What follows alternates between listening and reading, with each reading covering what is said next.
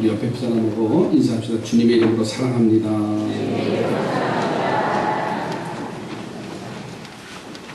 크리스마스 선물이라는 단편 소설의 내용입니다. 그 내용을 소개하면 가난한 신혼 부부가 크리스마스가 되어졌어요. 선물은 주고받아야 되는데 너무 가난하기 때문에 선물할 수 있는 방법이 없어요. 그래서 찾다가 이 신랑이 아내에게 최고의 선물을 해주고 싶어서 자기가 차고 있는 시계를 팔아서 아름다운 머리빗을 사서 선물을 준비했어요. 그의 아내도 사랑하는 남편을 위해서 크리스마스 선물을 준비하려는데 가지고 있는 것이 없으니까 생각 끝에 자신의 긴 머리를 잘라서 남편의 금시계줄을 준비했습니다.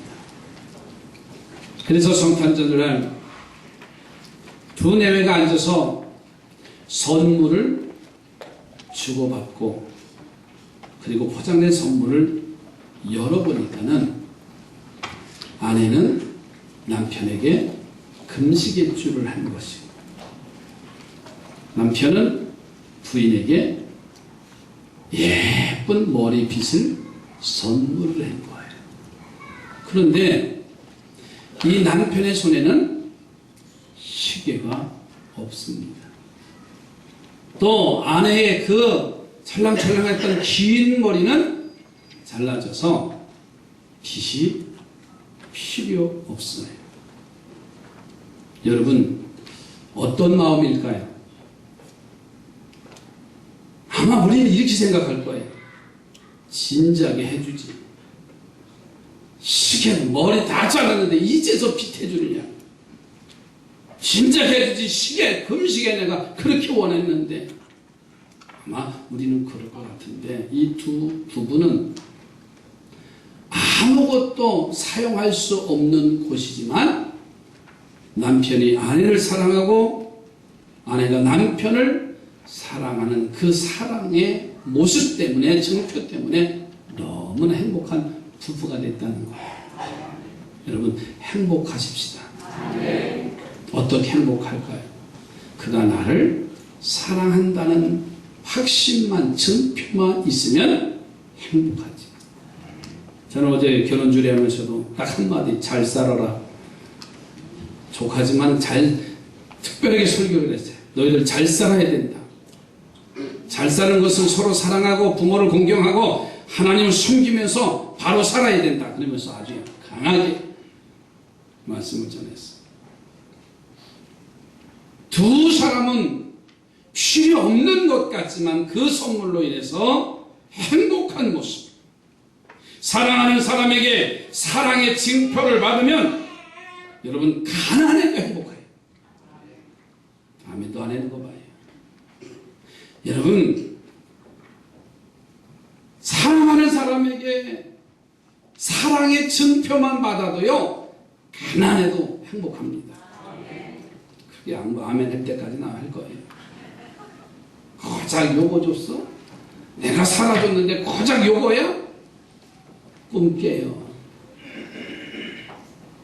사랑한다는 그 표현 한마디면 행복하지 않나요? 기쁨과 풍요로움이 무엇에 비교할 수 있어요? 오늘 본문의 스바냐 선지자를 보세요. 이 하나님의 사랑의 징표를 본문에서 오늘 우리들에게 말씀해 주시는데 오늘 나는 하나님의 사랑의 대상자인지 확인해 볼 필요가 있어요. 저는 그래서 이 아침에 하나님께 사랑받은 자가 가지는 증표가 뭔가 그것을 찾으려고 해요. 하나님은 여러분을 사랑하십니다. 하나님은 저도 사랑하십니다. 여러분도 사랑하십니다. 이것을 확실히 하는 순간 우리는 행복하고 기뻐요. 하나님이 나를 사랑하신다는 증표가 확인되는 순간 그것을 붙들고 감사하며 더 놀라운 신앙생활로 여러분을 풍요롭게 만드는 우리 삼선의 지체들이 되어져 갔으면 좋겠어요. 그러기 위해서 첫째로는 하나님의 이름을 부르게 하시는 것이 사랑의 증표예요. 오늘 9절 말씀에 가서 보세요. 그때 내가 여러 백성의 입술을 깨끗하게 하여 그들이 다 여호와의 이름을 부르며 한 가지로 나를 섬기게 하리니. 여러분, 우리의 입을 보세요. 야고보 사도가 말했습니다. 쓴물과 단물을 함께 낼 수 있는 게 우리 입이에요. 좋은 말도 할 수 있지만은요, 욕된 것, 저주와 개사와 불평과 불만과 남을 흉보는 이야기가 내 입으로, 한 입으로 나올 수도 있어요. 찬양을 하기도 하고 내 입에서 불평과 원망과 쓴소리가 나올 수도 있고,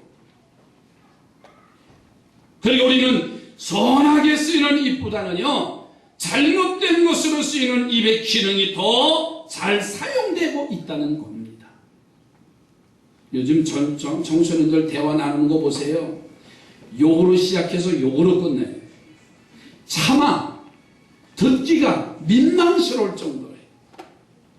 하여튼 어떻게 그렇게 말이 시작되면서 끝까지 대화가 답이 욕이에요.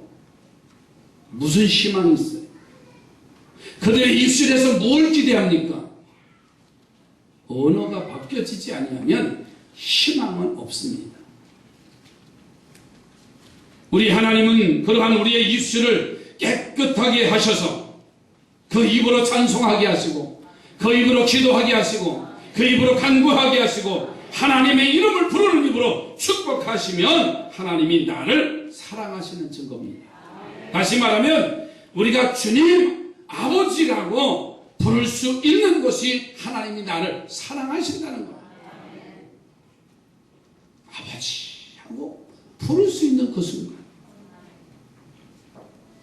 오늘 나의 입술에서 서슴없이 주여하고 부를 수 있거나 아버지라고 부르는 소리보다 불평이나 불만이나 남을 비방하는 말은, 그 말이 앞선다면 나는 하나님의 사랑받는 자녀가 아니라는 사실을 깨달아야 됩니다.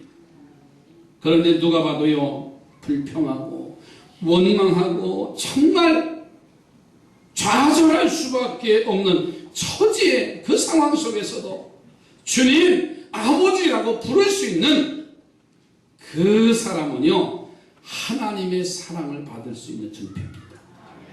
어려워도 힘들어도 내 입술에서 저주와 악담과 불평의 소리가 아니라 가장 내 인생의 밑바닥 속에서도요, 견딜 수 없는 상황 속에서도 아버지라고 부를 수 있으면 좋겠어.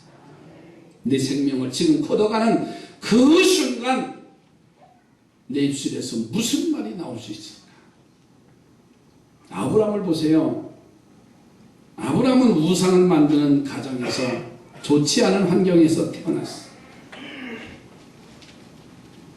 그를 부르셔서 갈대아 우르에서 떠나라, 하나님의 자녀를 택해 주셨어요. 그리고는 그의 입술을 정결케 하시는데, 가는 곳곳마다 아브라함은요, 여호와의 이름을 부르며 제단을 쌓는 축복을 하셔요. 창세기 12장 8절에 이렇게 말씀했어요. 제단을 쌓고 여호와 이름을 부르더니 그랬어요. 제단을 쌓고 가는 곳곳마다 제단을 쌓는데 여호와의 이름을 불렀다. 아브라함이 여행이 힘들고 가는 곳곳마다 지역적인 텃세로 환난과 고난 속에 원망하고 불평할 수 있음에도 불구하고 그렇게 하지 않고 하나님의 이름을 가는 곳곳마다 부를 수 있었다고 하는 것은 하나님께서 아브라함을 사랑하셨다는 사랑의 증표가 있어요. 그래서 그는 믿음의 조상이 되고요, 복의 근원이 됐어요. 옆에 분하고 축복하십시다. 하나님의 이름을 평생 부르시기 바랍니다.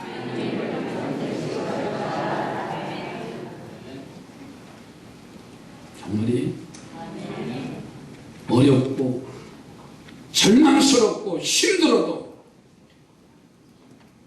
도저히 견딜 수 없는 상황 속에서도요, 때려 외치고 싶어도 내 입술에서 아버지, 주님이라고 부를 수 있는 그 믿음의 사건이 일어나고 있느냐고 말이에요. 하나님은 외면하시지 않을 거예요. 그를 불러서 믿음의 조상으로 세우시지요. 그러나 반면에 가룟 유다를 보세요. 마지막까지 예수님을 따르면서도 주님이라고 부르질 않아요. 그는 자신의 욕심을 채우기 위해서 수단 방법을 가리지 않는 사람이었습니다. 이 가룟 유다는 예수님이 왕으로 세워지기를 기대하고 따라다녔어요. 그러나 예수님은 만민을 위하여 평강의 왕으로 십자가에 달려 죽으시려고 자신의 목적이 상실되는 것을 보고서는 이 가룟 유다는요, 은 30에 예수님을 팔아버려요. 겟세마네 이동산에서 기도하고 내려오시는 그 예수님을 보고서는 가룟 유다는 로마 군인들을 대동하고서는요, 예수님의 입에다 얼굴에다 입을 맞추면서 한 말이 나와요. 주여 소리가 아니었어요. 라보니, 랍비요, 선생님이요. 3년 동안 그가 삶을 버리고 다녔어도 자기 욕심을 채우려고 하니까는요, 주님이라는 소리 한마디 못했어요.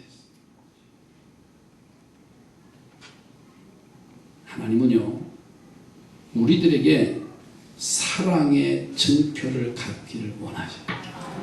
내가 너를 사랑한다.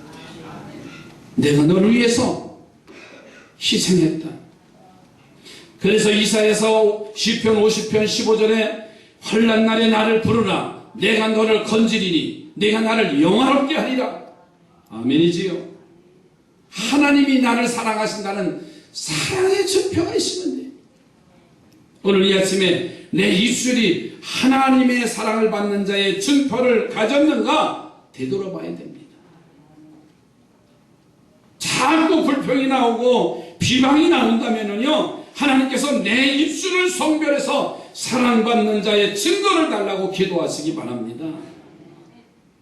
불평하고 불만하고 바르게 신앙생활, 바르게 가정생활 하는 사람을 본 적이 없어요. 단체 생활하면서 불평하고 원망한 사람, 그 멤버의 주축이 된 거에 본 적이 없어요. 힘들어도 어려워도요, 내가 양보하고 희생하면서 사랑한다는 그 사랑의 증표만 있으면 우리는 승리할 수가 있잖아요. 두 번째로는 예물을 드리는 것이 사랑받는 자의 증표입니다. 오늘 10절 말씀에 가서 보세요. 내게 구하는 백성들 곧 내가 흩은 자의 딸이 구수강 건너편에서부터 예물을 가지고 와서 내게 바칠지라. 하나님께서 우리를 부르시고 축복하실 때마다 예물을 가지고 와서 내게 바치라고 명령하셨어요. 그런데 하나님이 사랑하신다는 증거를 받지 못한 사람들은요, 이때마다 하나님의 명령에 응답하지 못합니다. 인색한 마음이 들고요, 아까운 마음이 들어서 억지로 할 수밖에 없어요. 그런데 하나님의 사랑의 증표를 받은 사람들은 이때마다 응답하는 마음이 생기고요, 그래서 드리고 더 못 드려 안타까움은 마음을 가지게 되는 거예요. 하나님께서 에베네셀의 복을 주시려고 사무엘의 마음을 감동을 시킵니다. 그래서 이스라엘 백성들이 미스바에 모여서 거기서 찬양하며 말씀을 듣고 회개의 운동이 일어나요. 그리고 사무엘이 성령의 감동으로 젖먹는 어린 양을 하나님 앞에 드리니 하나님이 우레를 발해서 블레셋과의 전쟁에서 손 하나 까딱하지 않고 격파시키고 잃어버린 땅을 회복시키는 사건이 나옵니다. 하나님이 아브라함에게 이삭을 주시려고, 그 생명을 주시려고 그 가정을 방문하십니다. 아브라함은 손님 3분이 그 가정에 들어왔는데 음식을 준비하는데 한 말 반의 밀가루로 빵을 만들고, 그리고 3사람을 접대하기 위해서 한 마리의 살찐 좋은 송아지를 잡아서 이 세 사람 선사를 대접을 해요. 하나님께서 그 예물을 받으시고 100세가 된 아브라함, 90세가 된 사라에게 이삭이라는 아들을 선물로 주셔요. 이렇게 축복하시는 하나님이 드리는 예물을 거절하실 때가 있었습니다. 여러분, 이스라엘이 올바로 살지 못하고 그리고 하나님께 드리는 제사가 형식적이고 온전하지 못할 때는요, 하나님은 그 제사를 거절하셨어요. 그래서 이사야서 1장 11절에 말씀합니다. 여호와께서 말씀하시되 너희의 무수한 제물이 내게 무엇이 유익하뇨? 나는 순양의 번제와 살찐 짐승의 기름에 배불렸고 나는 숫송아지나 어린 양이나 순념소의 피를 기뻐하지 아니하노라 그랬어요. 또 13절 가서 말씀해 보니까는 헛된 제물을 다시 가져오지 말아라. 분향은 내가 가증히 여기는 것이요 월삭과 안식일과 대회로 모이는 것이니 그러하니 성애와 아울러 악을 행하는 것을 내가 견디지 못하겠노라 그랬어요. 자, 그러니 하나님이 예물을 원하신다는 사실은요, 곧 나와의 화평을 의미하는 것이고 축복을 하시고자 하시는 하나님의 사랑이 있다는 것이기니 하나님의 사랑을 받는 자의 증표가 있는 거예요. 자르밧 가부 이야기 우리가 하잖아요. 3년이나 기근이 와서 먹을 양식이 다 떨어졌어. 그 집에는 그날 저녁에 마지막 남은 밀가루로 빵을 해먹고서는 언제 음식을 또 먹어야 할 날이 기약되지도 않는 그 상황 속에서 이 가부가 들에 나가서 나무를 땔감을 주우러 갔다가 하나님의 사람 엘리야를 만납니다. 하나님의 사람 엘리야는 이 가부에게 부탁합니다. 내게 물 한 그릇만 좀 주십시오. 그러면서 그 물을 대접하러 가지러 가는 이 여인의 가부에게 뒤통수에도 대고 하는 말이에요. 그런데 올 때 빵도 가져오시오. 참 속 터지는 일이지. 물은 대접할 수 있지만 그러나 그날 저녁에 마지막 건 먹고 언제 자식에게 줄지 모르는 그런 상황 속에서 빵을 한 조각 빵을 만들어서 가져오라는 거예요. 여러분, 이 가부는 자신과 아들이 마지막 빵을 먹고 죽을 일밖에 없는 가난한 신세임을 고백합니다. 그런데 엘리야가 이렇게 말합니다. 과부의 신세는 아랑곳하지 아니하고 먼저 나를 위해서 빵을 만들면 내 밀가루가 그치지 않고 기름병의 기름이 떨어지지 아니하리라. 자식에게 줄 한 끼의 빵을 남이 달라 한들 어떤 어머니가 주겠어요? 어떤 외압이나 협박이 와도 할 수 없는 일입니다. 그런데 이 가부는 자식에게 마지막 줄 빵 한 덩어리를 엘리야 하나님의 사람에게 대접을 합니다. 놀라운 일이 일어나지요. 3년 동안 어려운 경제적으로 어려운 상황 속에서 이 가부의 가족만에 밀가루통에 밀가루가 떨어지지 않았다. 기름병에 기름이 다하지 아니했다 그랬어. 어떻게 이런 일이 생깁니까? 과부의 마음에 주님의 종에게 자신이 가장 귀중한 빵 이제 한 덩어리를 드리고 싶은 마음, 즉 예물을 드리려고 하는 마음, 하나님이 사랑하신다는 증거이고 그것을 가졌기에 하나님의 축복을 누릴 수가 있습니다. 남이 알지 못하는, 남이 기억하지 못하는 그 하나님을 찬양하고 하나님의 이름을 높일 수밖에 없는 상황이. 엘리사를 대접했던 수nem 여인의 이야기도 나오지요. 아들을 선물로 받은 역사도, 옥합을 깨뜨려 이제 남이 보기에 낭비하고 허비한 것 같은 300데나리온짜리 옥합을 깬 여인의 모습, 하나님의 사랑을 받고 그 하나님의 사랑을 받고 있다는 증거를 가진 자들이기 때문에 이 여인들은 그렇게 행할 수가 있었어요. 여러분, 갑자기 시간을 들여서 기도하고 싶을 때가 있습니까? 갑자기 교회를 위해서, 주님을 위해서 물질을 드리고 싶은 마음이 성전이 생길 때가 있습니까? 뭔가 마음을 들여서 신실한 예배를 드리고자 하는 마음이 생깁니까? 이것이 바로 하나님의 사랑받는 자의 증거입니다. 그 감동대로 하면 에베네셀의 복, 사르밧 여인의 복, 아브라함의 복이 임하게 될 줄로 믿습니다. 우리의 성령님이 여러분의 마음에 갑자기 감동을 주실 때 기쁨으로 행하셔서 하나님 사랑의 증표를 확인하는 복된 성도들이 되시기 바랍니다. 하나님의 사랑의 증표가 있어야 돼요. 오늘 일부 예배 끝나고서도 우리 도연이를 축복하면서 그랬어요. 하나님이 사랑하는 증표가 얘기는 있어. 온 성도들이 기도해서 백혈병을 치료받게 했어요. 그렇잖아요. 평생 여러분, 하나님의 위대하게 쓰임받는 사람들 보세요. 우리 요한에셀레 감리교회 시작한 요한에셀레 목사님 보세요. 그는 어렸을 때 목사간에 불이 났는데 타서 죽을 수밖에 없는 상황인데 불에서 그 화재 난 주택에서 건짐을 받았다는 것. 그 자체가 하나님 나를 사랑하셨습니다 하는 그 사랑의 증표가 있기 때문에 그의 전 세계를 통해서 복음을 전하는 위대한 일들이 있어요. 저는 바랍니다. 하나님이 나를 사랑하시는 사랑의 증표를 만드시기 바랍니다. 사업을 하는 사람도 마찬가지고요. 학업을 하는 학생들도 마찬가지고, 직장생활, 가정생활, 삶의 현장에서 하나님이 나를 사랑하시는구나. 이때를 위해서 나를 이렇게 준비하고 축복하셨다는 이 증표가 있는 자는 행복한 자예요. 선물을 줬는데 손에 찰 시계가 없어.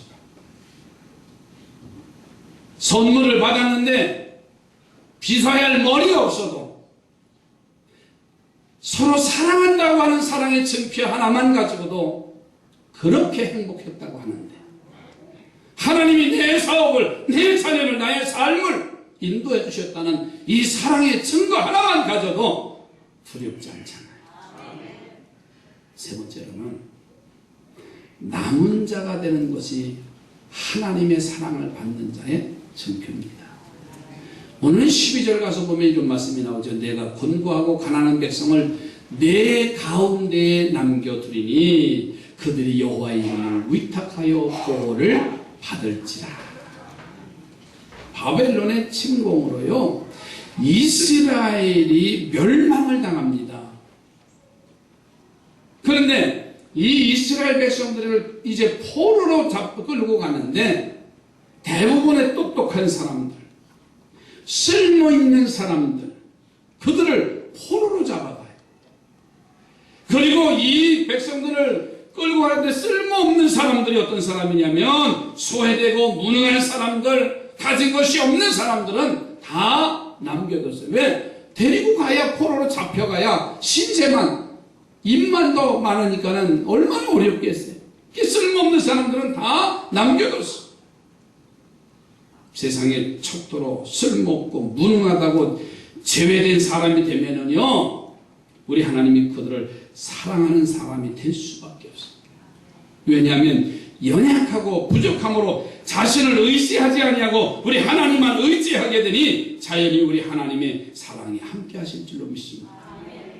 여러분, 세상적으로 인정받고 똑똑하다고 자랑할 수 있는 자리에 들어가지 못했음을 기뻐하십시오. 그게 하나님이 나를 사랑하신다는 사랑의 증거예요. 그런데 우리는 이런 걸 별로 안 좋아해요.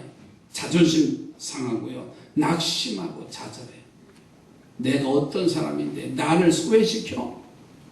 내가 어떤 가문인데 우리 가정을 무시해? 그런 사람 보고 잘 사는 사람은 내가 보지 못했어. 옛날에 금송아지가 부뚜막에 창고에 가득했다는 사람, 잘 사는 사람 보지 못했어.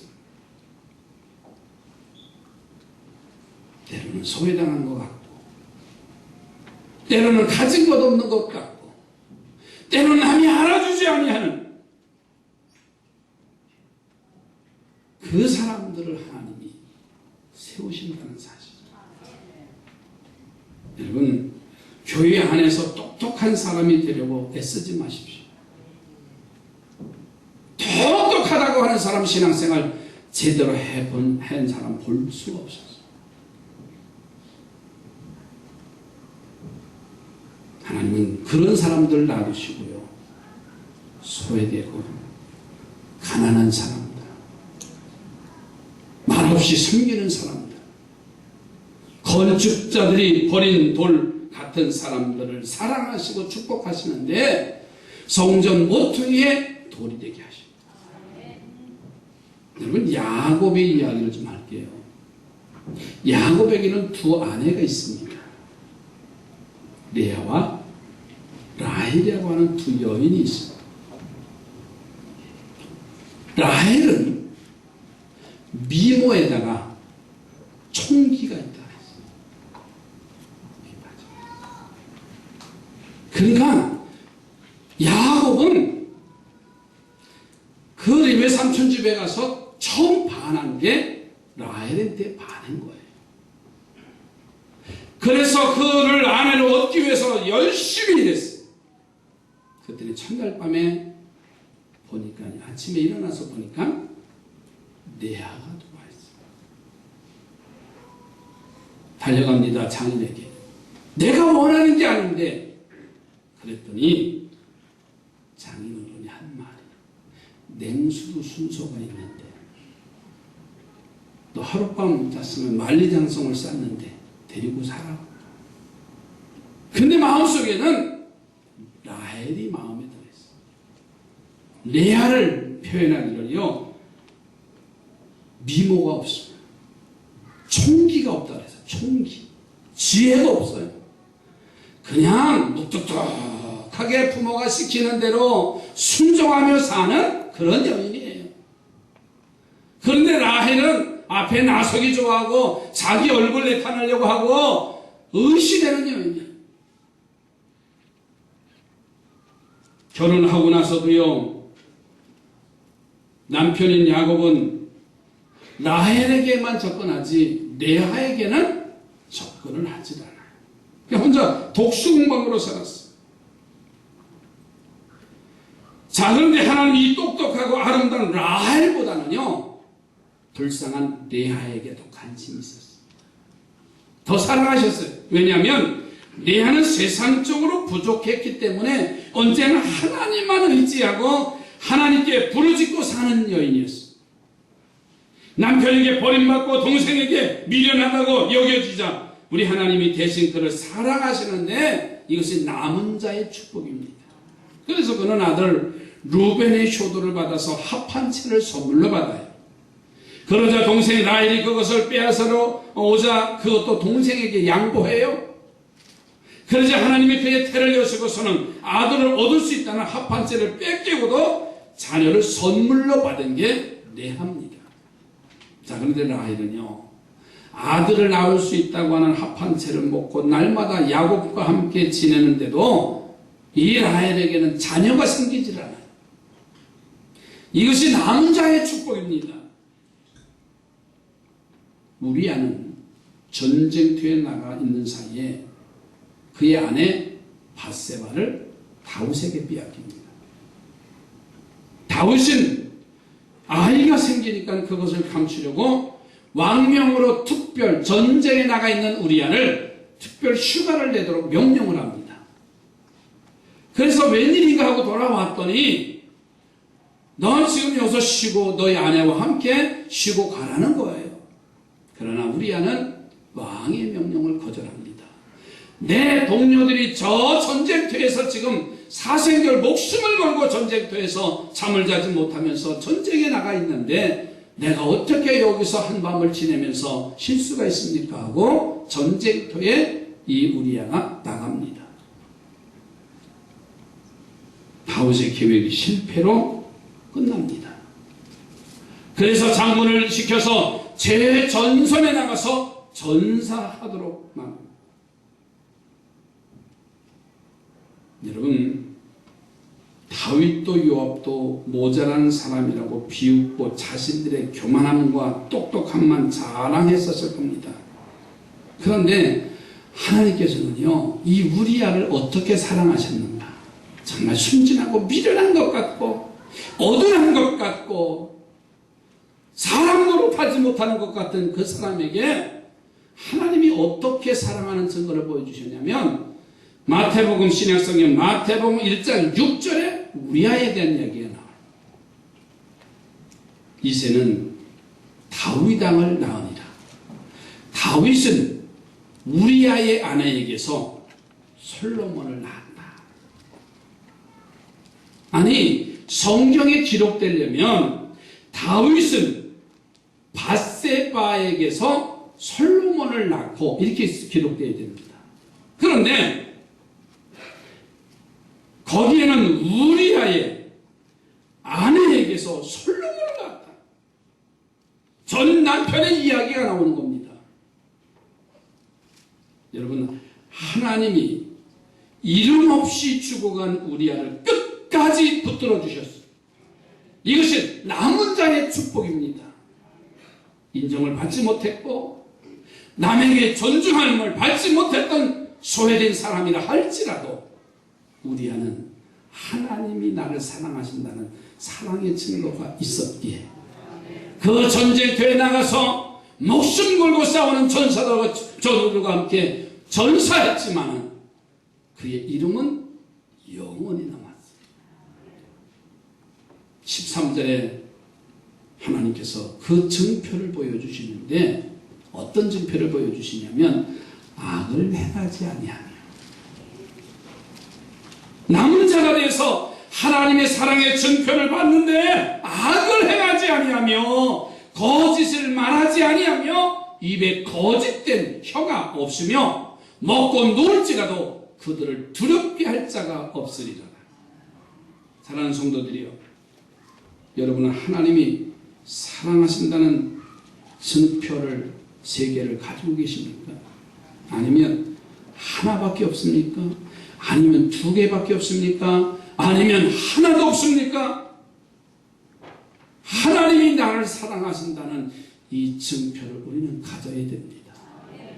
노력을 해야 됩니다. 내가 아버지라고 불러야 될 수 있고, 내가 하나님의 전에 올 때 주님의 이름을 부르며 이제 물질로 헌신하게 하고 소외되고 어렵고 미련하다고 할지라도 남은 자가 되어져서 하나님이 주시는 그 복을 내 대에, 우리 후대에 하나님이 세워주시는 놀라운 일들이 이루어져 가기를 주의 이름으로 축복합니다. 옆에 분은 다시 축복하십시오. 하나님 사랑의 증표를 가지시기 바랍니다. 하나님이 나를 사랑하셨다. 가정에도 마찬가지잖아요. 부모가 자식을 사랑한다는 사랑의 증표만 확인하면은요, 두려울 게 하나도 없잖아요. 부모가 만약에 의심한다고 하면 얼마나 미련해. 부모를 의심한다. 정말 아버지가 나를 낳았나? 내님아, 너는 다리 밑에서 주워왔어? 그게 나는 그래서 뭐 이럴 때마다 소외되고 얼마나 불행해. 삐뚤어 나가기도 하고 탈선하기도 하고. 그러나 나는 너를 한 번도 잊은 적이 없다. 너는 내 아들이라.